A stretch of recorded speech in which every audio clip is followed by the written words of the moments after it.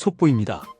최근 한 정당이 선거운동을 통해 최종 후보를 선출했으나 선출된 후보를 제외하고 당원도 아닌 인물을 최종 후보로 임명한 사건이 발생했습니다.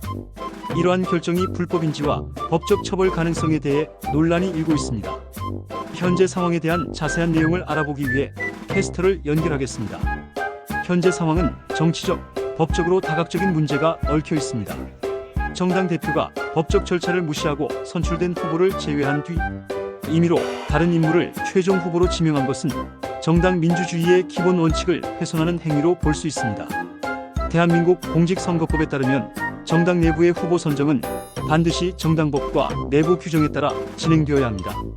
만약 이러한 과정이 공정하게 이루어지지 않고 특정 인물이 탈법적으로 최종 후보로 지명되었다면 이는 법적으로 문제 소지가 있을 가능성이 큽니다.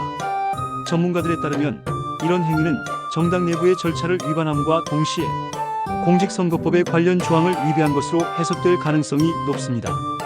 특히 당원들의 권리를 침해하고 공정한 선거 절차에 관여하는 사례는 법적 제재를 받을 수 있는 사안입니다. 이에 따라 해당 정당이나 정당 대표는 검찰 조사나 법원의 판결을 통해 책임을 물을 수 있으며 경우에 따라 해당 대표는 후보자 추천 관련 위법 행위로 공직선거법 위반 혐의를 통해 처벌받을 수 있습니다. 이번 사안을 계기로 많은 국민들이 정당 내부의 투명성과 공정성을 요구하고 있습니다. 따라서 이러한 논란은 정치권 전반에 걸쳐 공정한 절차와 책임 있는 지도력을 다시금 고민하게 만드는 계기가 될 수도 있습니다. 이에 대해 관계 당국의 철저한 조사가 이루어질 필요가 있으며 국민들에게 납득할 만한 결론을 제시해야 할 것입니다. 현재로서는 해당 정당과 관련자들의 대응을 기다리는 상황입니다. 정당이 선거운동을 통해 최종 후보를 선출한 후 해당 후보를 불법적으로 제외하고 당원이 아닌 사람을 최종 후보로 승인하는 것은 법적으로 문제가 될 수 있습니다.